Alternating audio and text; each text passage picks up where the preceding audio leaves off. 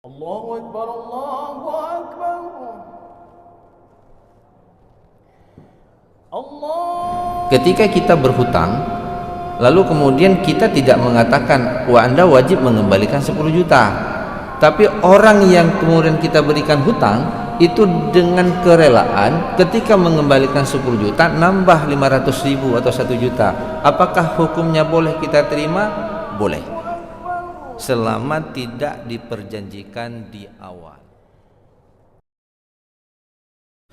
Bismillahirrahmanirrahim. Assalamualaikum warahmatullahi wabarakatuh. Alhamdulillahilladzi ahyana ba'dama amatana wa ilaihi nusyur. Asyhadu an la ilaha illallah wahdahu la syarika lah wa asyhadu anna sayyidana wa nabiyyana Muhammad sallallahu alaihi wasallam. Allahumma la ilma lana illa ma 'allamtana innaka antal alimul hakim wa tub lana innaka antat tawwabur rahim. Wa qala Allah ta'ala fil Qur'anil Karim wa huwa asdaqul qailin. A'udzu billahi minasyaitonir rajim. Man dzal ladzi yuqridu Allah qardan hasana fayudha'ifahu lahu adha'afan katsirah wallahu yaqbidu wa yabsut wa ilaihi turja'un. Shadaqallahul azim. Segala puji bagi Allah Subhanahu wa taala atas berbagai nikmat yang masih dicurahkan kepada kita semua. Semoga setiap nikmat yang bertambah, umur kita yang semakin hari semakin bertambah, jatah hidup kita semakin berkurang. Mudah-mudahan tidak ada waktu yang kita lalui kecuali kita menorehkan kebajikan demi kebajikan.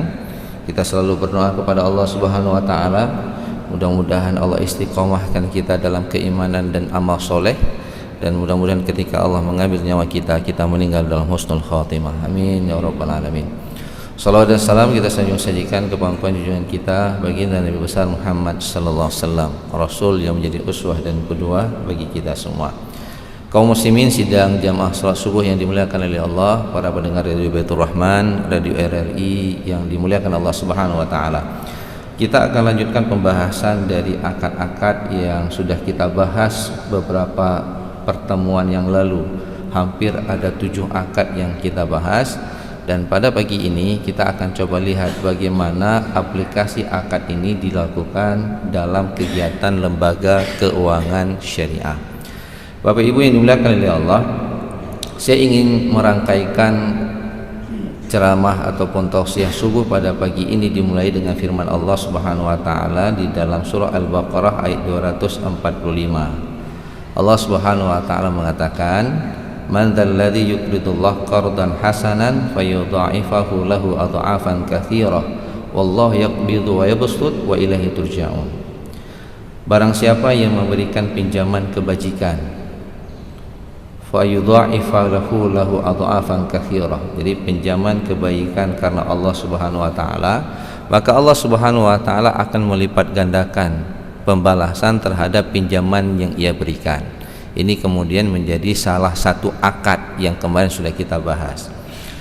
Kemudian Allah mengatakan, wallahu yaqbidu wa yabsut, Allah menyempitkan rezeki seseorang dan melapangkan rezeki seseorang. Artinya dalam kehidupan ini ada orang yang memang punya pendapatan yang lebih berbanding dengan orang lain. Secara sederhana, di dalam masjid yang mulia ini kita sama-sama menghadapkan wajah kita menyembah Allah Subhanahu wa taala. Lalu tadi kita berdoa. Berdoa kita bisa beda antara kita satu sama lain yang sama-sama jamaah sholat subuh di dalam Masjid Raya Baitur Rahman. Ada seorang yang berdoa, ya Allah, saya butuh uang, ya Allah, mudahkan rezeki saya hari ini supaya saya bisa membayar SPP anak saya yang sedang kuliah. Ada yang satu lagi, ya Allah, saya baru investasi, ya Allah, mudah-mudahan investasi yang saya tempatkan uang saya itu menghasilkan keuntungan. Cuman doanya kan diam-diam, nggak ada yang gede-gede, Pak ya. Yang satu dia punya uang, dia investasi, yang satu nggak punya uang, dia minta. Kalau doanya gede ya, yang kalau doanya agak besar, ini bisa saling mendengar. Yang satu butuh uang untuk pengembangan usaha, yang satu punya uang ingin menempatkan pada salah satu usaha. Nah, disinilah kemudian Bapak Ibu yang dimuliakan oleh Allah Subhanahu wa taala, ketika kita punya pendapatan yang berbeda, kita sebenarnya membutuhkan satu sama lainnya. Satu sisi kita punya uang, kita ingin kembangkan uang, satu sisi ada orang butuh uang, dia punya skill tapi dia tidak punya uang. Maka jemaah yang dimuliakan oleh Allah, apa mekanisme yang kemudian bisa kita lakukan? Nah, jemaah yang dimuliakan oleh Allah, di dalam surah Al-Baqarah ayat 245 ini lahir sebuah akad, yaitu yang disebut dengan akad qardu hasan. Jadi akad qardu hasan ini adalah pinjaman kebajikan yang apabila diberikan si A kepada si B, maka dia memulangkan sesuai dengan jumlah yang ia hutang. Si A berhutang sama si B 10 juta, apakah untuk kebutuhan pribadi dia konsumsi ataupun untuk pengobatan ketika dia sakit ataupun kemudian untuk mengembangkan usaha. Maka mekanismenya yang pertama, dia bisa menempuh dengan cara hutang, yaitu dia hutang kepada seseorang baik secara pribadi ataupun secara lembaga keuangan, atau disebut juga dengan perbankan syariah. Nah, kalau kemudian kita menggunakan akad qardu hasan ini, maka Bapak Ibu yang dimuliakan oleh Allah Subhanahu wa taala, kita pinjam atau kita hutang 10 juta, kembalikan 10 juta. Apabila kemudian kita hutang 10 juta, lalu kemudian kita katakan nanti kembalikannya 11 juta ya, maka 1 juta itu hukumnya menjadi riba. Rasulullah SAW mengatakan kullu qardin jara manfa'ah wa huwa riba. Setiap pinjaman ataupun hutang yang apabila kemudian ada manfaat yang bertambah, maka hukumnya menjadi riba. Jamaah yang dimuliakan oleh Allah, bagaimana kemudian ketika kita berhutang lalu kemudian kita tidak mengatakan wah Anda wajib mengembalikan 10 juta, tapi orang yang kemudian kita berikan hutang itu dengan kerelaan ketika mengembalikan 10 juta nambah 500 ribu atau 1 juta, apakah hukumnya boleh kita terima? Boleh, selama tidak diperjanjikan di awal. Karena Rasulullah SAW mengatakan sebaik-baik orang yang berhutang, maka ketika dia bayar dia lebihkan. Ini sudah pernah kita bahas dalam kajian subuh kita beberapa waktu yang lalu. Nah, jemaah yang dimuliakan oleh Allah Subhanahu wa taala, jadi mekanisme pertama ketika kita butuh uang ada yang bisa kita lakukan dalam bentuk hutang piutang. Dan malah kalau kita berhutang, Bapak Ibu yang dimuliakan oleh Allah, kita lebihkan. Ini bahagian dari kata mensyukuri nikmat Allah. Ma la yashkurun nas la yashkurullah. Mereka yang tidak bersyukur kepada manusia, tidak berterima kasih kepada manusia yang telah membantunya, maka dia tidak bersyukur kepada Allah. Cuman ada jamaah bilang, Ustaz, bukan kita minta lebih Ustaz, yang pokoknya aja nggak dikembalikan. Nah, itu jadi masalah.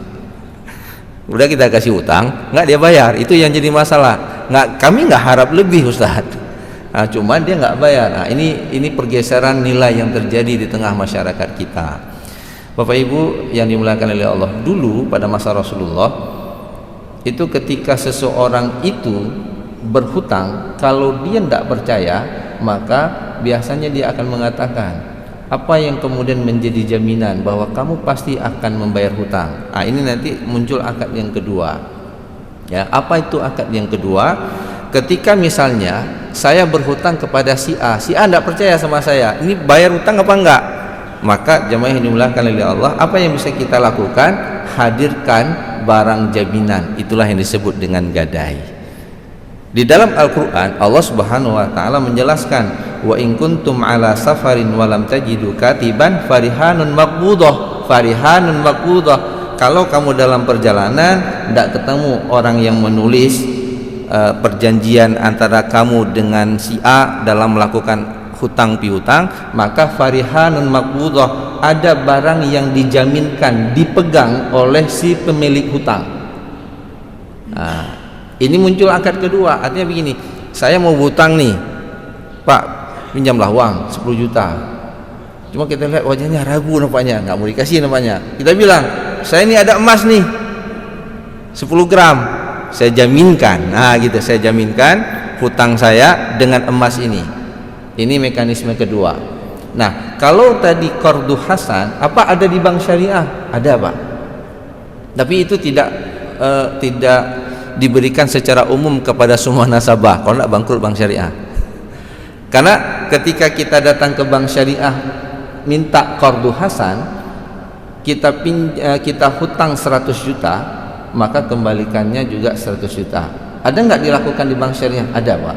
Tapi kebanyakan oleh institusi yang itu dimanfaatkan untuk kepentingan masyarakat umum.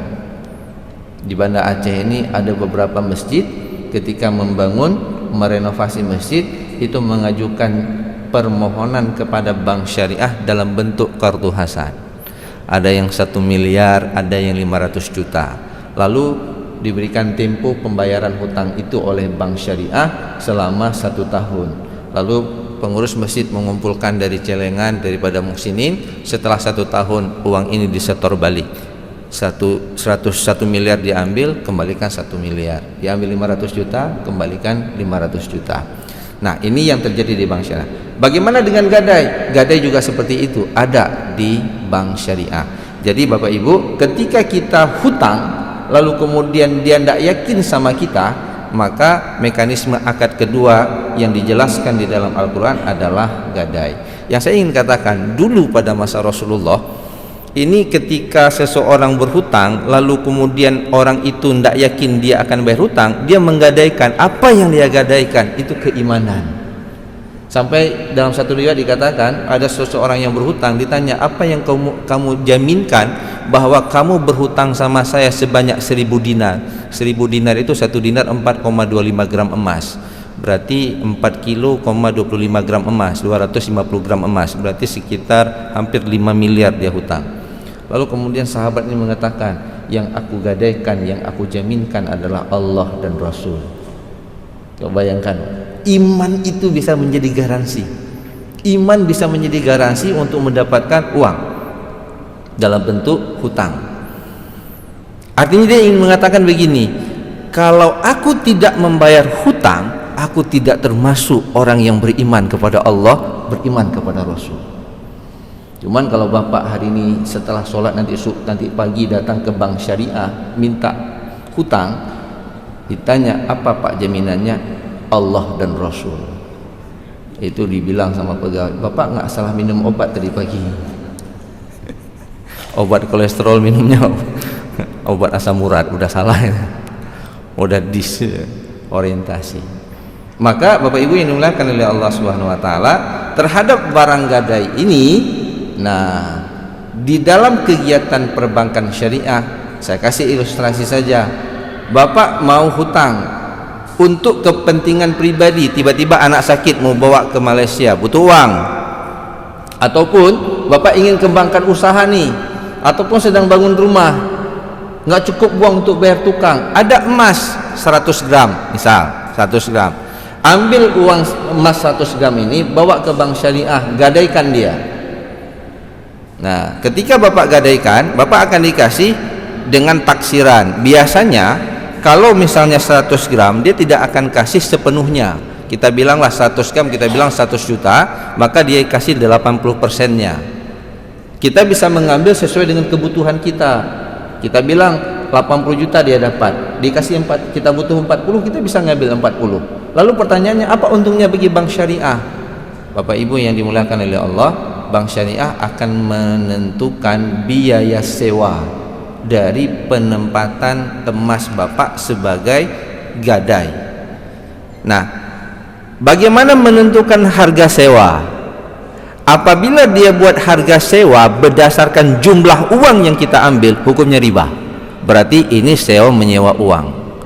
Tapi dia akan mengambil harga sewa itu berdasarkan berat emas yang ditempatkan, yang itu kemudian menjadi jaminan disimpan di bank syariah tersebut, maka dia akan menentukan harga sewa per gram, walaupun kita tidak mengambil uang sebesar jumlah uang yang berhak kita ambil.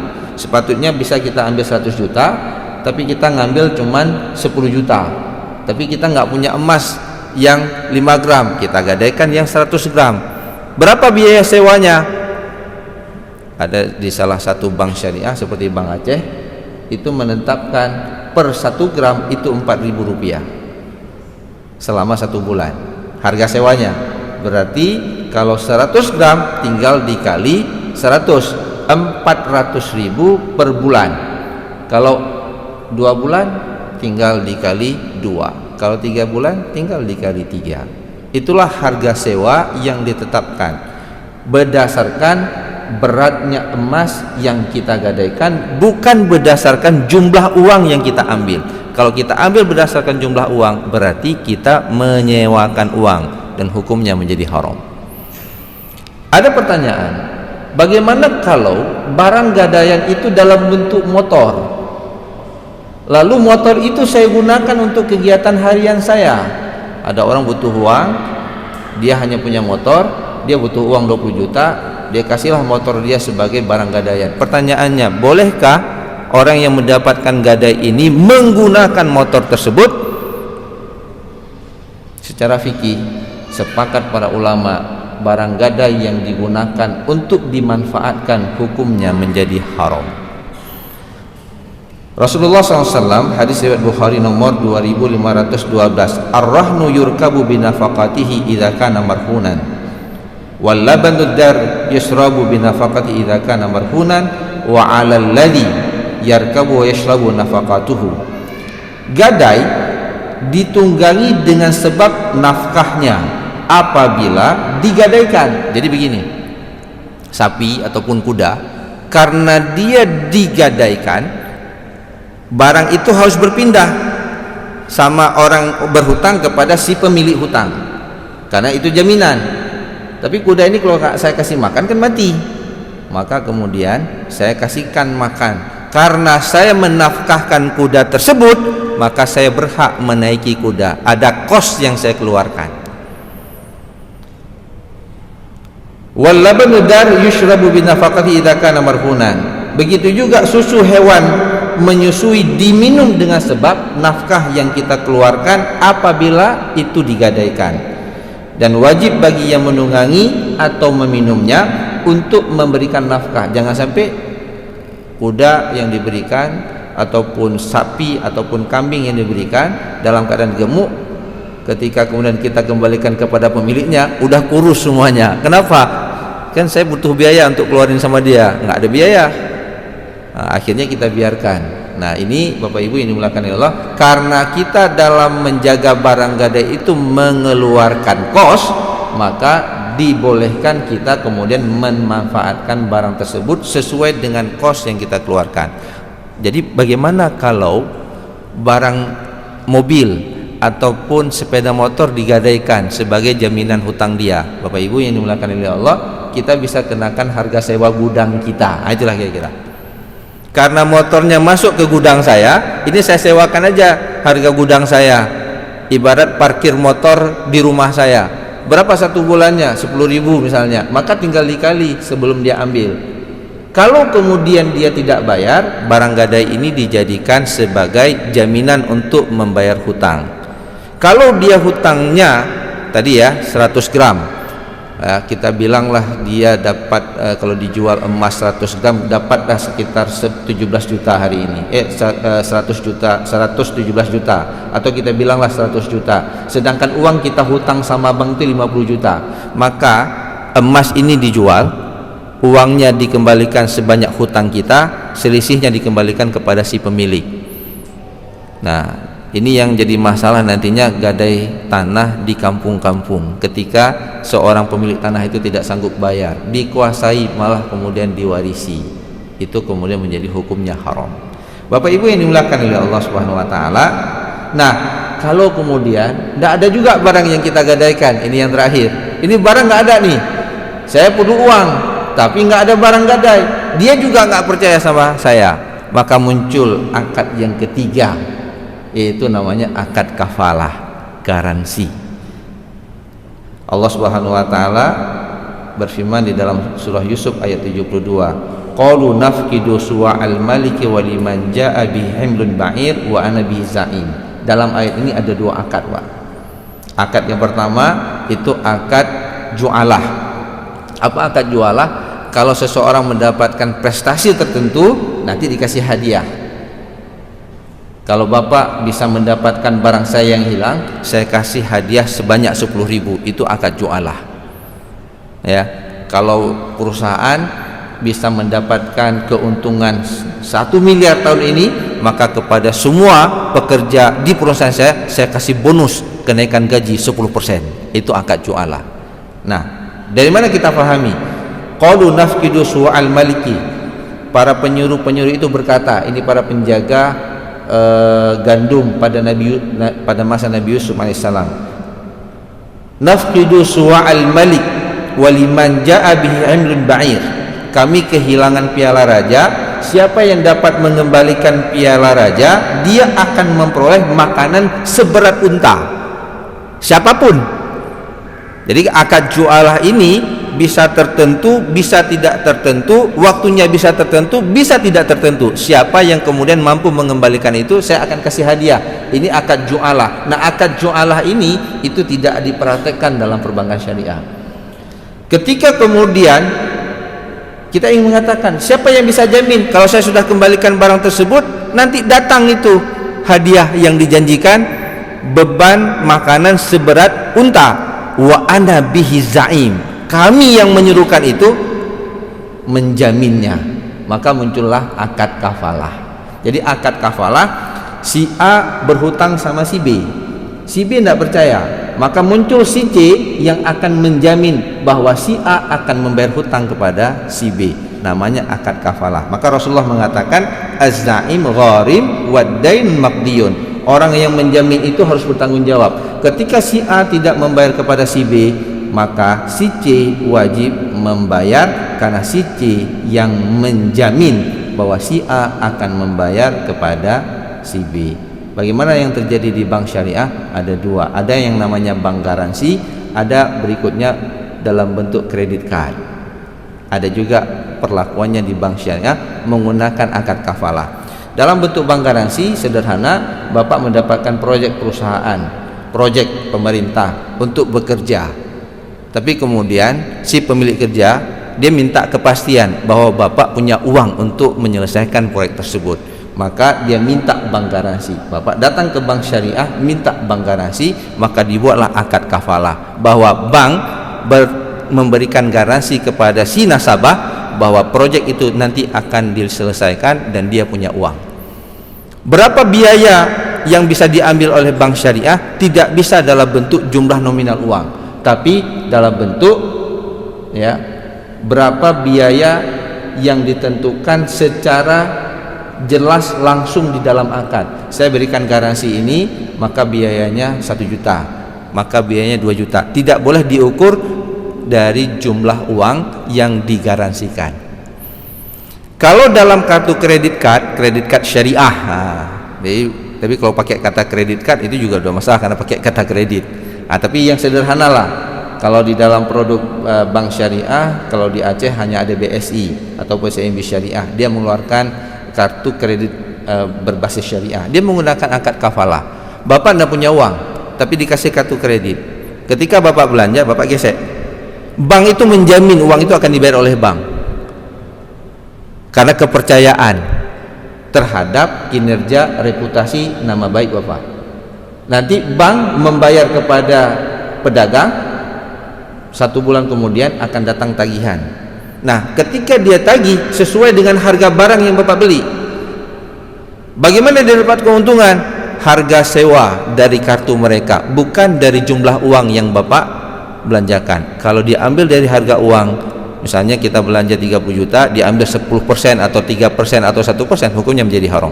Tapi harga sewa dia mengkafalahkan menggunakan kartu kredit, lalu saya menggaransikan Bapak, yang itu kemudian dijadikan harga bulanan yang harus kita bayar. Jadi harga kafalah namanya. Saya menjamin Bapak dari transaksi yang Bapak lakukan, berapapun jumlah uangnya, harga kafalahnya tetap.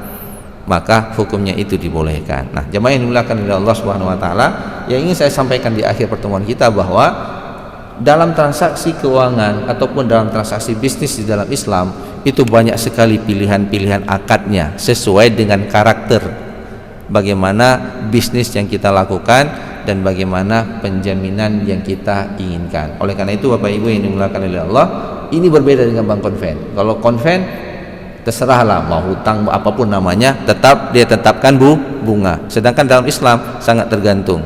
Nah, ini yang kemudian menjadi tantangan bagi kita untuk memahaminya, lalu menerapkan dalam kehidupan sehari-hari sesuai dengan resikokah dia, sesuai dengan kemungkinan pembayaran yang bisa kita lakukan, maka pilihan akad itu banyak. Kalau kemudian hutang nggak dikasih, gadai nggak ada barang, yang jamin nggak ada yang mau jamin, nah nanti kita bisa masuk kepada akad berikutnya, namanya akad tijarah, akad dagang, akad bisnis. Insyaallah kita akan lanjutkan pembahasan pada pertemuan berikutnya. Hadanallahu wa iyyakum ajma'in. Assalamualaikum warahmatullahi wabarakatuh. Bismillahirrahmanirrahim. Laqad ja'akum rasulun min anfusikum azizun 'alayhi ma 'anittum harisun 'alaykum بالمؤمنين رؤوف رحيم. ويقول إن الله وملائكته يصلون على النبي يا أيها الذين آمنوا صلوا عليه وسلموا تسليما. ويقول قل هذه سبيلي أدعو إلى الله على بصيرة أنا ومن اتبعني وسبحان الله وما أنا من المشركين. وقال النبي صلى الله تعالى عليه وعلى آله وصحبه وبارك وسلم طوبى للمخلصين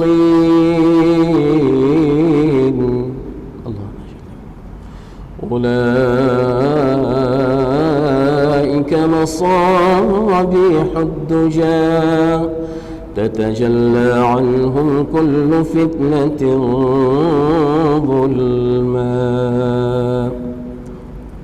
ويقول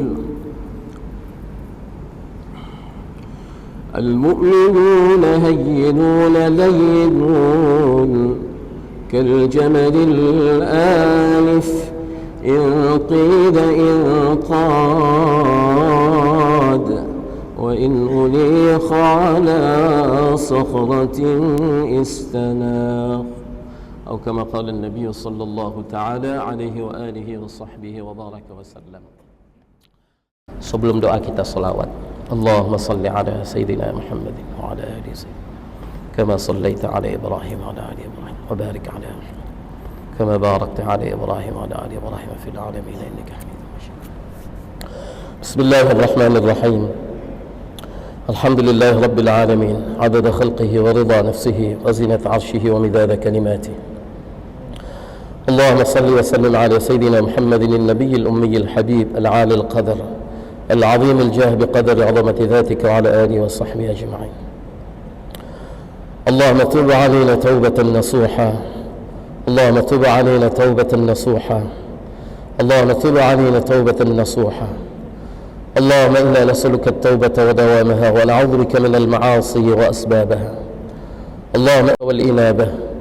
اللهم إنا نسألك التوبة والإنابة والاستقامة على الشريعة الغراء والطريقة البيضاء برحمتك يا أرحم الراحمين. رب اغفر لنا ذنوبنا ولوالدينا وارحمهما كما ربيانا صغيرا. رب اغفر لنا ذنوبنا ولوالدينا وارحمهما كما ربيانا صغيرا. رب اغفر لنا ذنوبنا ولوالدينا وارحمهما كما ربيانا صغيرا. رب اغفر لشيخنا ولمشايخنا ولأساتذتنا. واغفر لنا جميع أوليائك المقربين من علمائك العاملين المخلصين وعبادك الصالحين. واغفر لنا ولأزواجنا ولأولادنا ولبناتنا ولإخواننا ولطلابنا ولطالباتنا واغفر لنا ولجميع المسلمين والمسلمات والمؤمنين والمؤمنات الأحياء منهم والأموات. يا أول الأولين ويا آخر الآخرين ويا ذا القوة المتين ويا راحم الفقراء والضعفاء والمساكين، يا أرحم الراحمين يا أرحم الراحمين يا أرحم الراحمين. أظلمنا أنفسنا وإن لم تغفر لنا وترحمنا لنكونن من الخاسرين. رب اغفر واعف وارحم وتكرم وتجاوز عما تعلم إنك أنت الله العز الأكرم. اللهم احسن عاقبتنا في الأمور كلها وأجلنا من خزي الدنيا وعذاب الآخرة. اللهم إنا نسألك رضاك والجنة ونعوذ بك من غضبك والنار. اللهم عظم جلالك في قلوبنا وصغر الدنيا في أعيننا. اللهم عظم جلالك في قلوبنا وصغر الدنيا في أعيننا. حبب إلينا الإيمان وزينه في قلوبنا وكره إلينا الكفر والفسوق والنفاق والعصيان واجعلنا من الراشدين المهديين واجعلنا من الراشدين المهديين. اللهم اجعلنا من الراشدين المهديين. اللهم أذقنا لذة طاعتك وخدمة دينك. اللهم أذقنا لذة طاعتك وخدمة دينك وحرمنا عن معاصيك ظاهرا وباطنا سرا وعلانية أبدا ما أحييتنا يا رب العالمين. اللهم امن علينا متابعة النبي الكريم حبيبك المصطفى سيدنا محمد صلى الله عليه وسلم أولا وآخرا ظاهرا وباطنا يا رب العالمين. اللهم امن علينا مجالسة النبي الكريم حبيبك المصطفى سيدنا محمد صلى الله عليه وسلم يغضة ومناما بقدرتك يا رب العالمين. اللهم امن علينا مرافقة النبي الكريم حبيبك المصطفى سيدنا محمد صلى الله عليه وسلم. اللهم أرنا وجه نبيك الكريم. اللهم إنا نسألك بنور النبي الكريم وبسر النبي الكريم وبحرمة النبي الكريم حبيبك المصطفى سيدنا محمد صلى الله عليه وسلم. أرنا وجه نبيك الكريم حبيبك المصطفى سيدنا محمد صلى الله عليه وسلم يقظة ومناما يا رب العالمين، في الحياة وعند الوفاة يا رب العالمين، في الحياة وعند الوفاة وبعد الوفاة يا رب العالمين. ويسر لنا جليس أوليائك المقربين من علمائك العاملين المخلصين وعبادك الصالحين. اللهم انصر إخواننا المسلمين في كل مكان. اللهم انصر إخواننا المسلمين المستضعفين في كل مكان. اللهم عاد المسجد الأقصى إلى رحام المسلمين. اللهم عاد المسجد الأقصى إلى رحام المسلمين وارزقنا فيه صلاة قبل الممات يا رب العالمين يا رب العالمين يا إله العالمين. Ya Allah, ya Allah, ya Allah, kami berkumpul di rumah-Mu ya Allah semata-mata untuk mencari keridhaan-Mu ya Allah. Ya Allah, ampunkan dosa-dosa kami ya Allah, ampunkan dosa ayah bunda kami ya Allah, sayangi kedua orang tua kami ya Allah, kasihi kedua orang tua kami ya Allah.